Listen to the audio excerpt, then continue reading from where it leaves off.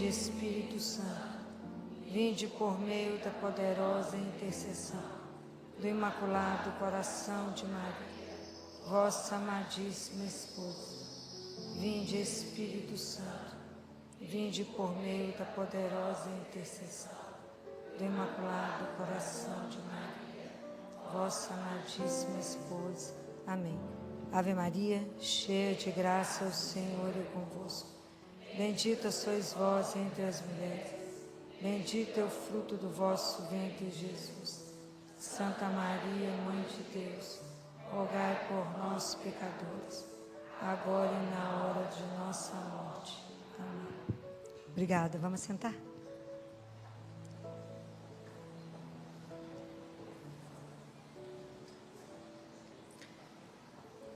Para quem está com a palavra de Deus e que quer acompanhar, é Mateus, capítulo 18, versículo 21. Então Pedro, chegando-se a ele, perguntou-lhe: Senhor, quantas vezes devo perdoar ao irmão que pecar contra mim? Até 7 vezes? Jesus respondeu-lhe: Não te digo até 7, mas até 77 vezes. Palavra da salvação. Existem 2 formas da gente revelar o amor que a gente tem pelo outro. Um é dando a vida pelo outro. E a segunda forma, indubitavelmente, é a capacidade de perdoar até chegar a abençoar e amar o ofensor. Fácil? Demais da conta. Como é difícil perdoar. E o perdão é sempre uma palavra que está sempre nas nossas bocas. A gente está sempre falando: perdoa, perdoa, desculpa, perdão. Mas a gente não entende muito bem o que é o perdão. E hoje a gente tem que ter cuidado com algumas coisas, né? Quando acontece uma tragédia, quando acontece uma fatalidade, e as pessoas, às vezes, alguma coisa de alguma repercussão nacional, uma repercussão maior numa sociedade, que os jornalistas já estão ali com o microfone falando: você perdoa quem fez isso? Vocês acham que está certo? Vocês acham que isso é possível? Acabou de acontecer um fato, você não teve tempo de pensar sobre o fato. Vocês acham que é certo você responder para o outro: perdoa? Isso a gente tem que tomar muito cuidado, porque a chance disso não ser uma verdade, não ser um perdão autêntico, porque perdoar exige um caminho, não é um estalar de dedos, porque o perdão não faz parte do ser humano. Então, por isso nós precisamos aprender a perdoar, porque às vezes a gente acha que perdoar é esquecer. Você fala: já esqueci. Aquela ofensa que você me fez, eu esqueci. É possível esquecer? Por que que não é? Porque nós temos capacidade, o ser humano, nós temos uma faculdade que se chama memória. E todo mal que nos é feito, tudo que acontece, fica registrado no seu corpo. Está registrado na memória o fato acontecido e a pessoa que fez. Só você lembrar, o dia que você recebeu uma notícia ruim, você sabe a roupa que você estava, a hora, aonde você estava, quem te deu notícia, tudo você sabe os detalhes. Estou falando mentira? Então, a única pessoa capaz de perdoar e esquecer é Deus, por causa da onipotência dele. Ele sim, ele perdoa esquecendo. Isso é na palavra de Deus. E isso é maravilhoso, porque quando eu confesso o meu pecado, como dizia Padre Pio, o único tribunal que você chega e assume a culpa e sai inocente é o confessionário. É o único que eu falo: sou pecador, pequei, fiz errado. Eu falo: perdoado, estava embora inocente. Então, quando a gente confessa, Deus perdoa e esquece todo o mal que nós fizemos, esquece tudo. E é tão espetacular isso em Deus, porque Ele perdoa, Ele zera e você começa de novo. Gente, isso é espetacular. Isso é sem preço, isso é espetacular. Ele de verdade, ele esquece qualquer coisa que a gente tenha feito. Ele não fica relembrando. Então Deus é a única pessoa que perdoa esquecendo. Nós somos capazes de perdoar, mas guardada na memória. Isso não tem jeito. Então, perdoar não é esquecer. É diferente. Na verdade, à medida que eu vou trabalhando o perdão, isso vai virando uma cicatriz. Mas eu nunca vou deixar de saber o mal que foi feito e quem me fez. Aquilo não vai virando mais uma ferida aberta, mas a cicatriz está ali. A gente só trabalha ela de um jeito diferente. Mas isso permanece em nós. Então, a única pessoa capaz de perdoar esquecendo é Deus. Porque o perdão tem a ver, não com a justiça, mas com a misericórdia. E quem que é a fonte da misericórdia? É Deus. Né? Então, é por isso que Ele perdoa dessa forma. E a gente não pode, por isso a gente não pode deixar, vou fazer um apelo, de confessar. Porque nós temos que ir embora mais zerado. É verdade. A gente tem que estar sempre com a confissão em dia, que é chegando diante dele e falar, ó, Jesus, tem pecado zero, porque já perdoou. Já passou lá embaixo e já fez a limpa que tinha que fazer. A gente fica adiando, fala, eu não gosto de confessar, não gosto de falar as coisas. Naquele momento você está diante de Jesus, não é o sacerdote. Naquele momento é Ele. É diante dele que você vai falar, Jesus, eu errei. Né? É esse momento que a gente tem que ser capaz de reconhecer. Bem, a outra coisa que a gente confunde pecado, que a gente, perdão, a gente acha que o perdão é esquecer. Não, não é esquecer. Vocês já aprenderam que não é isso.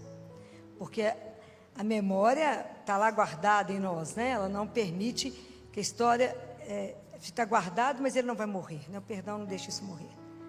A outra coisa é justificar o outro. Ah, coitado, ele fez isso comigo, sabe por quê? Ah, ele teve uma infância muito sofrida. Ele passou por um trauma agora. O que eu estou fazendo com o outro quando eu justifico os atos dele? O que eu estou fazendo com o outro? Eu estou tirando do outro a responsabilidade pelo ato dele. Não posso fazer isso. Eu não posso negar o mal que chegou em mim. Eu não posso justificar o outro dessa forma, falando, não, coitado. Eu não posso negar a ofensa chegou, magoou, mexeu. Eu falo, não, deixa para lá. Não. Eu tiro do outro o compromisso e a responsabilidade que ele tem com o outro. Eu não posso fazer isso. Então, perdão também não é ignorar a falta do outro. Aquele fato aconteceu. E isso a gente precisa trabalhar em nós, porque aquela ofensa chegou. Né? Porque essas são as maneiras que a gente tem de ir driblando a gente mesmo com as histórias. A outra é achar que perdoar é reconciliar. Guarda uma coisa, perdão é uma coisa unilateral. Então, aquela pessoa te ofendeu, você pode decidir perdoar ou não, ok? Como nós somos cristãos, o nosso caminho é de trabalhar o perdão. Mas a pessoa pode não querer, achar que não te ofendeu, nem pedir perdão. Você nunca vai esperar que o outro que te ofendeu tome a primeira atitude. Que inclusive ela pode negar. Ou então a gente fala assim, não foi nada, nós vamos voltar a ser como antes. É possível? Por quê? Isso está escrito no livro da sabedoria. Depois que você assa o pão, é possível tirar a farinha de novo? Está na palavra de Deus. Então, nós temos que zerar e começar a história. Teve aquela marca, mas nós vamos começar um outro caminho. Do jeito que era? Não. Trabalhado. É assim que a gente perdoa a traição. Meu marido me traiu, mas eu nunca mais vou perdoar. É possível? É. Mas tem um caminho. Por quê? Então, nós já vimos que perdão não é esquecimento. Perdão não é desculpar, a desculpa que eu fico analisando a situação do outro. E perdão não é necessariamente reconciliação. Pode até ser que a gente volte a conversar, caminhar. Mas eu perdoo o outro para tirar dele o peso de ser esmagado pela culpa. Né? A gente não vai fazer isso. Mas o que a gente precisa, porque é tão interessante, porque eu estou falando que na hora que acontece uma fatalidade e alguém vem te perguntar se você perdoa, A gente precisa entender que perdoar é um caminho. Porque perdoar é uma coisa difícil de definir. Perdoar é dar até o seu extremo. É dar até o fim. Isso não é uma brincadeira. Porque o perdão, ele exige um caminho, chama caminho fatigante do perdão. Porque a primeira coisa que eu preciso fazer quando eu sou ofendida é renunciar à tentação de vingar. Ah, mas eu vou fazer igualzinho. Você me traiu? Trai também. Não é a primeira coisa que você quer fazer? É a primeira. É a primeira coisa que a gente quer fazer, é dar um jeito de vingar. E a gente descobriu que a vingança não é esse caminho, não é o melhor. Porque isso vai gerando uma espiral de agressividade que pode ter consequências impressionantes. Eu tinha uma funcionária de uma cidade do norte de Minas, que a cidade era tão violenta que eu brincava com ela que primeiro eles matavam, depois eles perguntavam o nome. Que a família dela inteira sofreu uma chacina. Ela foi para lá porque a família inteira, não sobrou ninguém, tinha sido morto. Por causa de começaram primeiro com uma ofensa e mataram todo mundo. Entrou lá e matou a família inteira. Sem perguntar quem é que foi que fez a ofensa, metralhou de ponta a ponta. E resolveu. É uma espiral. Então eu preciso, primeira coisa, renunciar. Jesus falou assim: de onde que surge o mal? Quando Jesus fala, a impureza é o que entra? Não, é o que nasce do nosso coração. É daqui que saem os pensamentos ruins, né? E mesmo a gente sabendo que aquilo é o mal, a gente tem uma tendência a fazer o mal. Ah, filho, de jeito nenhum, não penso nisso. Vocês querem ver como é que isso é possível? Se a gente for bem sincero, como é que a gente já fez isso em algum momento? Muitas vezes a gente, porque de desejar o eros, né? Aquele amor da paixão, você usa o outro e somente. Isso é um risco. Segundo, às vezes a gente tem tanto dinheiro que a gente é incapaz de perceber a necessidade do outro que está do seu lado. Ou eu ganho poder, e se eu ganho poder, eu oprimo o outro que está do meu lado. Quanta opressão, quanta violência, quanta injustiça, quanta coisa tem no mundo. Então, quantas vezes você recebe o mal, e mesmo sabendo que é errado, você pensa assim, com vontade de matar o outro. Ele podia morrer. Ou ele podia sofrer a mesma coisa que eu estou sofrendo, que é uma forma de eu vingar. A gente deseja, nem que seja por um momento. Está certo? Não, nós sabemos que não está certo, mas a gente pensa. Porque somos humanos. Por que isso é natural em nós? Porque é a nossa sobrevivência. Nós queremos a nossa vida de qualquer sobreviver. Muitas vezes nós queremos de qualquer forma. É porque a raiz do mal, a raiz do pecado está na forma como a gente vive o egoísmo. A gente olha só para nós. Então uma coisa que a gente precisa primeiro é renunciar ao mal. Segunda coisa que a gente tem que fazer é avaliar essa ofensa que chegou em nós. Eu tenho que ser capaz de me ver nessa dor, de ver a dor que chegou, a forma como ela chegou, e se eu permitir, essa ofensa, essa dor que chegou até mim, vai me fazer com que eu possa revelar para mim mesmo quem eu sou. E aí eu vou avaliar quanto de paciência eu tenho dentro de mim, quanto de bondade eu tenho, quanto de solidariedade eu tenho. E também entender o quanto do mal, o quanto da ira existe, da forma da agressividade tem dentro de mim, que eu respondo na mesma moeda às vezes. Eu vou lá no olho por olho, dente por dente. Estou falando mentira? Estou não. A ira, o rancor, a amargura vai tomando conta do nosso coração e nós vamos ficando envenenados. Até eu conseguir trabalhar de forma que eu vejo o outro e aquilo não mais me afete. A cicatriz está ali, mas a ferida não abre mais, compreendem? Eu consigo conviver.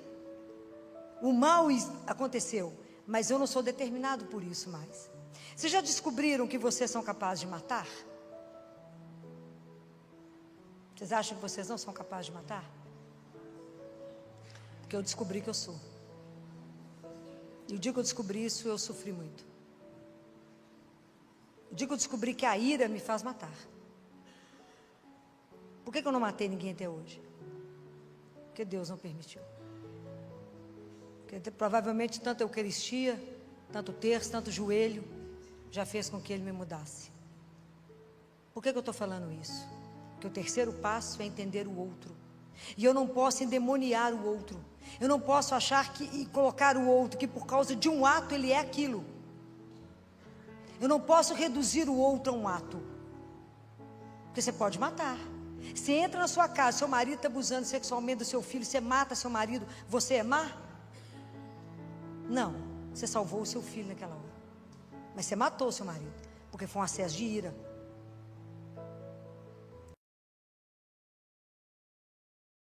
Essa pessoa que fez isso teria feito pior do que era capaz de ter picado ele inteiro. Quando abusa de uma criança de 3 anos de idade. Então você é capaz de imaginar o mal, a agressão que tem em nós, não é fácil. Por isso que a gente tem que ter a coragem de, quando a gente é ofendido, a gente tem uma oportunidade de se ver. Porque é uma coisa tão interessante que acontece, que quando eu sofro mal, quando alguém me humilha, quando alguém me ridiculariza, quando alguém faz um mal comigo, é a oportunidade que eu tenho de converter. Ó, não é o quem me ofendeu que me converte, sou eu que sou convertido. Que eu tenho que mudar a forma de olhar. Eu tenho que mudar a forma de me ver, ver o ato e ver o outro. Não é fácil. Não é uma brincadeira o perdão. Por isso que eu acho que é impossível alguém falar com você: acabou de matar sua filha, você perdoa? Como é que você responde que perdoa? Fala: não, vou matar ele também. É a primeira reação. Se não tiver nada para falar, fica calada. Porque eu preciso trabalhar em mim o mal que chegou. Eu preciso trabalhar em mim. Eu não respondo o mal com o mal. Jesus falou que não. Mas é um processo, não é mágica, gente. Nós somos humanos. Então, enquanto a gente não assumir isso em nós e falar: Senhor, me ajuda, porque eu sozinha não sou capaz. Isso não é humano, Senhor. Humano é eu reagir da mesma forma. Então não é brincadeira, mas eu tenho que olhar para o outro e falar: eu não posso te determinar pelo mal que você fez. Uma vez eu fui a uma penitenciária, já aqui em como é que fala? Nova Lima, onde os presos já estão na fase de quase ir para casa, né? Então lá não tem guarda, lá não tem chave. E eu fui lá para falar com eles na época do Natal. Tive oportunidade de ficar lá com eles, de entrar na cela, de fechar a porta para ver quem quer ficar preso. Fiquei lá, umas horas lá com eles. E conversar sobre isso, e falava com eles: vocês não podem ser determinados pelo mal que vocês fizeram. Porque a pessoa é mais do que aquilo. Não é um ato que te define, você tem que ser mais do que aquilo. Então entender o outro, ver o outro, é fácil? Mas é possível? É. Quando o marido te trai, você pode reduzir só ao adultério? Não, senão você nunca mais vai olhar para ele. Mas a gente é capaz de perdoar, de zerar e começar de novo? Não é fácil, mas é possível. Porque Deus age em nós. Mas a gente tem que ter uma disposição, um desejo de que Ele faça. Porque senão a gente não vai reagir. Porque quando a Bíblia relata, que está lá em Êxodo, quando Deus se manifesta a Moisés e fala que Ele é um Deus cheio de bondade, que Ele é compassivo, que Ele perdoa, que Ele é pura bondade. É isso mesmo, Deus é isso. Quem revelou isso para nós foi Jesus. Jesus passou no mundo perdoando. Ele perdoou aquele que era bom, que era mau, aquele que perseguiu, aquele que não perseguiu. Jesus curou a todos, perdoou a todos e nos ensinou. E porque Ele fez isso, vocês imaginam o caminho da paixão? Ele revidou em quê? Em nada. Tantos insultos, tantos escarros, tantas vezes que bateram o rosto dele, quebraram o nariz dele, colocaram uma coroa de espinhos, e tudo mais que vocês meditarem da paixão. Ele em nenhum momento revidou a violência, em nenhum momento. E no momento da cruz, Ele pede que o Pai perdoe. Então, quando a gente entende que a gente é humano, que a gente também pode ser capaz daquele ato, que eu também tenho mal em mim, que posso fazer, se Deus não trabalhar demais, se Deus não, né, é o fogo com o milho, né, que tem que transformar em pipoca, é muito fogo, é muito espírito, que tem que queimar o barro para fazer isso, para fazer com que a gente seja muito mais espírito do que barro. Então, quando a gente tem consciência da nossa situação de miséria, daquilo que eu sou capaz, eu falo: Senhor, somente a vossa graça em mim é capaz de ir. Porque eu não sou capaz de nada. Por isso que Jesus falou: sem mim, Nada. E nada é nada. Nada é nada. Quando eu entendo que eu vou perdoar sem si e sem mas. Eu te perdoo desde que... Não, aí não vale, né? Perdão. Eu te perdoo, mas... Eu te perdoo porque eu sou superior a você, sou benevolente, sou magnânimo. Não. Eu te perdoo porque eu sou humano igual você, feito de barro. E talvez eu tivesse feito até pior. Ah, esse caminho é tão simples, não é? É muito. Porque de vez em quando esse assunto pode voltar. Essa ferida pode voltar. Por isso que é um caminho fatigante. Por isso que o perdão, ele é um processo. Eu tenho que querer. Eu tenho que querer. Não é uma brincadeira. Isso é um trabalho muito grande. Meu marido está ali escondido, mas quando ele viu, ele presenciou os bandidos matarem a esposa dele. Tiro. Matou a mulher. Estava organizando a festa de 25 anos de casado. Ele viu quem era, eram 3 jovens drogados. Pediram a chave do carro, ele deu. Mesmo assim, eles queriam matar além disso. Qual do mal? Claro que ele não estava com tudo organizado para matar. Claro, ele virou o Charles Bronson. Sabia onde é que os meninos moravam. Sabia tudo. Sabia. Sabia que ainda a polícia era corrupto e protegia os bandidos. Sabia tudo. Até ele arrumar coronel que o ajudou a descobrir tudo. E ajudá-lo a não vingar. E deixar que Deus fizesse. Os 3 já morreram. Não porque ele mandou. Mas a vida que você faz uma opção, te leva. A vida é feita de escolha. Diante de nós está o mal e o bem. Você escolhe o lado que você quiser. Está na Bíblia. Diante de ti está a água e o fogo. Escolhe, estende a mão para o que você quiser. Mas assuma as consequências do seu ato. Então o perdão é uma coisa que te transforma, que te converte. Te converte, fala, gente, eu tenho que viver como alguém que viveu sendo perdoado. Porque quem que nos perdoa todo dia? Deus. Quantas vezes está escrito na Bíblia que nós caímos no dia? Puxar a memória de vocês para a Bíblia. Quantas vezes? Quantas vezes o justo cai num dia? 7. Eu tenho que viver da situação, da condição, eu tenho que partir do suposto que eu vivo porque eu sou perdoada. Porque senão nós viramos tão de pó, que não tinha ninguém de pé. Então, quando eu entendo que eu sou perdoada, que eu sou um nada, que eu sou miserável, que se não fosse a graça de Deus, eu já teria feito, era muita tragédia. Eu falo, não, tem que ter paciência demais com o irmãozinho que ainda não descobriu isso. Para isso, por isso que a conversão, cada vez que as coisas acontecem, te deixa contrariada, te deixa magoada, te deixa ofendida, é falar, não vingar. É falar, Senhor, quanta coisa em mim precisa ser trabalhado. O quanto quando eu estou girando diante do meu amor próprio, e achando que eu sou o supra-sumo do sumo, que eu não posso ser magoada, não posso ser ofendida, porque eu sou perfeita. Imagina, eu sou pior do que ela, se for olhar. Quantas vezes é bom a gente se colocar no lugar do outro e falar, será que no lugar do outro não teria feito pior?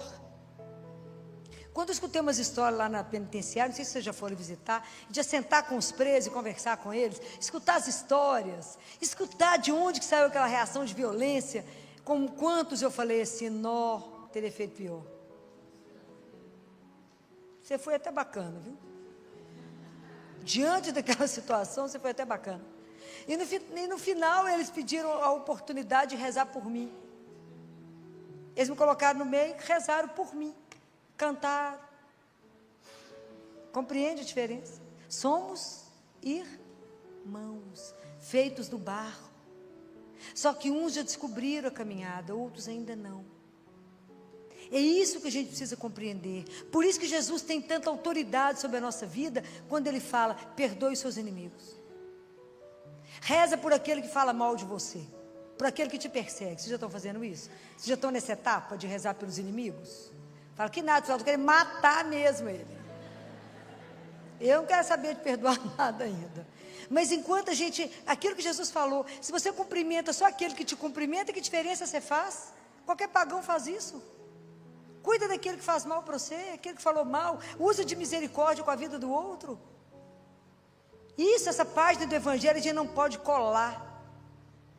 Porque está escrito no Pai Nosso o que mesmo? Perdoai as nossas ofensas.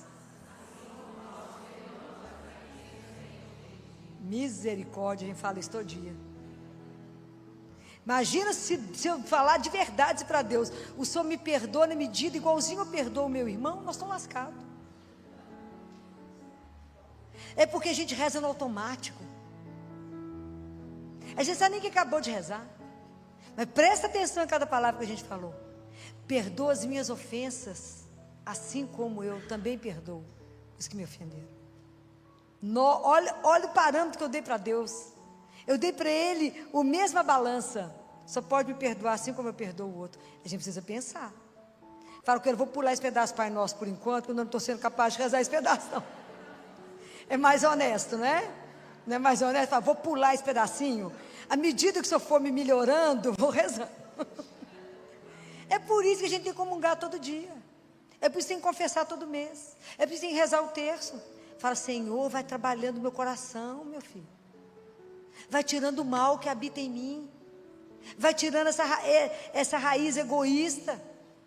Que acha que o mundo é meu, tudo é meu. Quando eu não entendi nada, Senhor, que somos irmãos, filhos do mesmo Pai.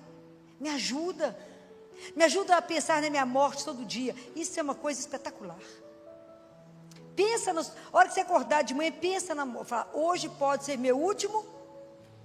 Você vai magoar quem? Você vai ferir quem? Vai falar mal de quem? Aguardar a língua, porque pode ser a última oportunidade. Guardem bem.